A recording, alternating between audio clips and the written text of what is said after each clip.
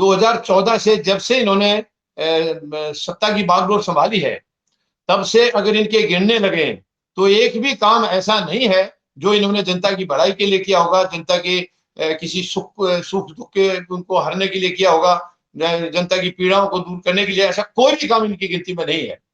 अगर इनकी गिनती में है तो समाज को बांटने में है, यानी अमीर में, गरीब में, जाति में, धर्म में। केवल ये जैसे आरएसएस का जो एजेंडा था आजादी के टाइम से ही, वही एजेंडा आरएसएस का एजेंडा आज बीजेपी में लग रहा है, वही एजेंडा प्रधानमंत्री महोदय ने मारे हैं। और ये बहुत ही दुख की बात है, यानी देश का प्रधानमंत्री, लोकतांत्रिक देश का प्रधानमंत्री तानाशाह बनकर बैठ गए। ये जिस से आए हैं, जो कुछ हमारे यहाँ, मैं ये नहीं कह रहा हूं कि पिछली सरकार जो भी सरकारें थी वो ईमानदार थी, मैं ऐसा कुछ नहीं कह रहा हूं, भ्रष्टाचार पहले भी होता रहा है, लेकिन इन्होंने आकर के बिल्कुल धज्जियां उड़ा दी हैं, इन्होंने देश को बर्बाद कर दिया है। जो चीज पहले से थी उनको एक एक को बेचना शुरू किया। पहले दिन से जब ये प्रचार करने लगे थे, सबसे पहली रैली में मैं खुद हाजिर था इनकी में, 13 सितंबर 2013 को ये पीएम कैंडिडेट बने थे, और उसके बाद 15 सितंबर को रेवाड़ी में भूतपूर्व सैनिकों की रैली थी। मैं और मेरी मिसेज उसमें हाजिर थे। वहां बड़ी लंबी लंबी बातें किए थे, बहुत लंबी लंबी बातें की थी। 2 करोड़ नौकरियां देने की बात थी, काले धन को लाने की बात थी, और सबके खाते में 15-20 लाख रुपए आने की कही थी कि 15-20 लाख रुपए सबके खाते में आ जाएगा। और यह भी कहा था कि पाकिस्तान वाले हमारे सैनिकों का सर कलम करके ले जा रहे हैं, और हमारे प्रधानमंत्री महोदय उनके साथ बिरयानी खा रहे हैं। और इन्होंने क्या किया, ये तो उनका जन्मदिन मनाने चले गए पाकिस्तान के प्रधानमंत्री का, बिना देश को कॉन्फिडेंस में लिए, बिना देश को बताए हुए वहां जन्मदिन उनका मनाने गए, वहां केक खाया इन्होंने। वो बिरयानी खा रहे थे, ये केक खाने गए हैं, किसी को बताया नहीं। उनका कम से कम पता तो था देश को कि वो उनके पास है। आपका तो पता ही नहीं था प्रधानमंत्री महोदय, आप तो रास्ते से आपने प्लेन उधर घुमा दिया और कहीं से आते आते। ये बहुत ही दुख की बात है। मतलब आप इतनी तानाशाही चला रहे हैं, आप जो मर्जी करेंगे, देश को पूछेंगे नहीं। ये पैसा इस देश का है, 140 करोड़ लोगों का पैसा है जो आप एंजॉय कर रहे हो, जिससे बहुत दुख की बात है। प्रधानमंत्री महोदय, कहां गई वो नौकरियां?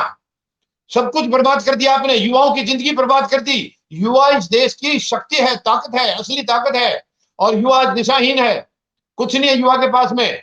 आपने क्या दिया युवा को? युवा के पास पहली बात पढ़ाई आपने बर्बाद कर दी, और पढ़ाई हो भी गई है तो नौकरियां नहीं है उनके पास, आपने उनकी नौकरियां छीन ली है। बहुत ही शर्म की बात है। इसके अलावा आपने और क्या किया है? आप महंगाई के बहुत जबरदस्त नारे लगा के आए थे, बहुत हुई महंगाई की मार, अब की बार मोदी सरकार। और आज कहां है महंगाई? पहले से कितनी ज्यादा बढ़ गई। प्रधानमंत्री महोदय, आप कहां हैं? क्या बाहर बाहर का मालूम है आपको? बाहर का नजारा देश में क्या हो रहा है? आप एसी कमरे में बंद होकर के शायद बैठ जाते हैं, आपको पता ही नहीं है बाहर क्या हो रहा है।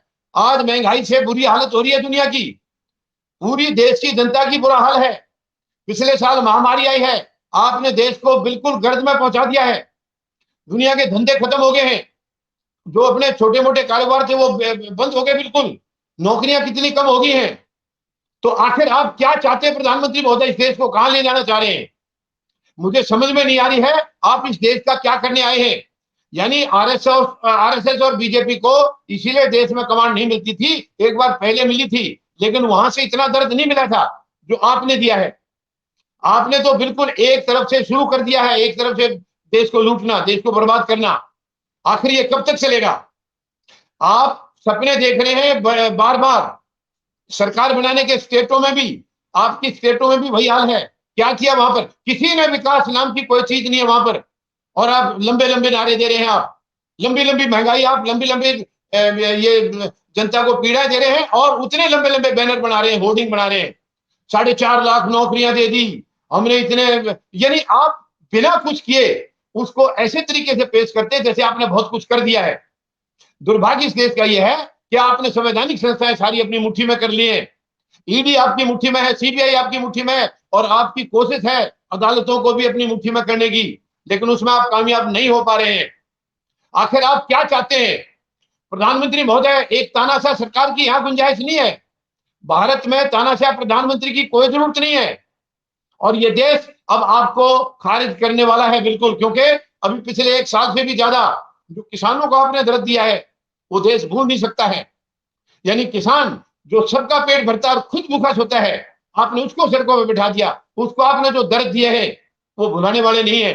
किसान कभी नहीं भूल सकता उनको, कभी नहीं भूल सकता है। और 140 करोड़ लोग देश की आज किसान के साथ है, किसान के साथ है। तो आप आखिर प्रधानमंत्री महोदय अपने अंदर झांकिए, आपके वो लंबे लंबे वादे कहां चले गए? आपने नौकरियों का, इसका, रोजगार का, महंगाई का, सारे आपने ये वादे किए थे, कहां गए? आज महंगाई में जब आपसे कोई सवाल करता है डीजल पेट्रोल की, तो आपका जवाब होता है ये हमारे हाथ में नहीं है। और यही चीज आप अन्न के लिए करने वाले थे। आप अनाज को भी तिजोरियों में बंद करने वाले थे, कॉर्पोरेट घराने की तिजोरियों में। तो आप केवल कॉर्पोरेट के लिए काम कर रहे हैं। आपकी नजर में आम जनता के लिए कोई जगह है ही नहीं।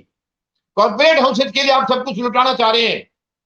बहुत दुख की बात है प्रधानमंत्री महोदय, आज एक आर्टिकल था, मैं उसके बारे में अभी बताना नहीं चाह रहा हूं, बहुत ही शर्म की बात है, उसमें एक आर्टिकल जो है वो जियो की तरफ का लगाया हुआ है, वो आप बीच में है प्रधानमंत्री महोदय, मैं लेकिन यहाँ देश के सामने आज बताना नहीं चाह रहा हूं। एक जियो का है और एक जो है बीएसएनएल का है एक तरफ, और बीच में आप हैं। और वो अभी मैं अच्छा नहीं समझ रहा हूं यहां बताना, लेकिन आपने अपने जो जो सरकार जिसके लिए आपकी जिम्मेवारी थी वो आपने बर्बाद कर दिया, और जिसकी आपकी जिम्मेवारी नहीं थी, प्राइवेट उद्योग घरानों के, उनके लिए आपने उसको उठा दिया, उसको आबाद कर दिया। बीएसएनएल को डुबा के जियो को आपने, और आपने खुद ऐड की थी उसकी। क्या एक प्रधानमंत्री का काम है प्राइवेट किसी की ऐड में जाना, ब्रांड एम्बेसडर किसी का बनना? ये प्रधानमंत्री का काम नहीं है। और आप प्रधानमंत्री तो आप है ही नहीं, आप खुद बोलते हैं आप चौकीदार हैं। आपने अपने आप को कभी प्रधानमंत्री बोला ही नहीं है।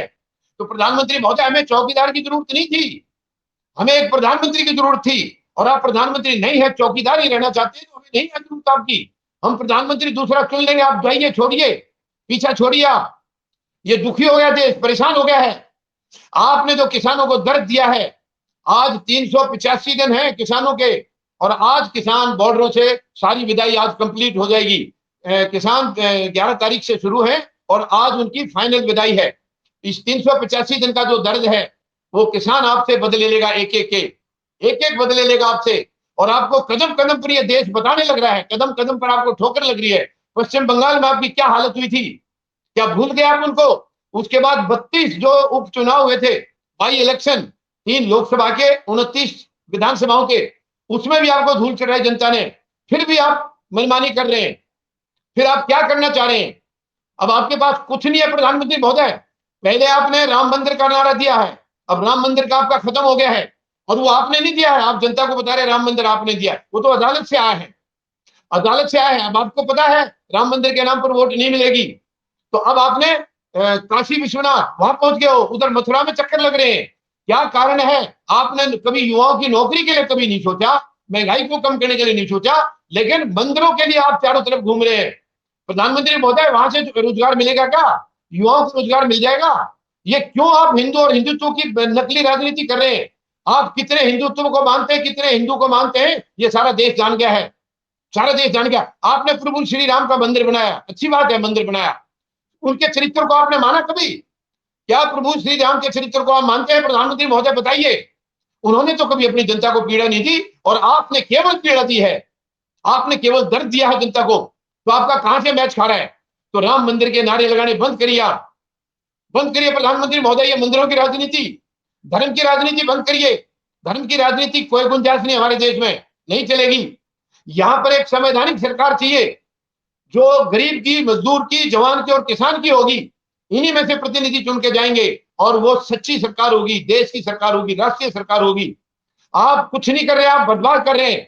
आपने उन महान शहीदों को, जिन्होंने अंग्रेजों को खदेड़ा था यहां से, और हमारे कल को सुरक्षित करने के लिए अपने आज को मिटा डाला था, आपने उनको कभी शहीद नहीं माना है, कभी शहीद नहीं माना उनको। प्रधानमंत्री महोदय, ये नहीं चलेगा अभी। वो देख रहे हैं आज ऊपर से खून के आंसू निकल रहे हैं उनके, कि हम किसके हवाले करके आगे देश को। बहुत यानी इससे दुखद और क्या होगा।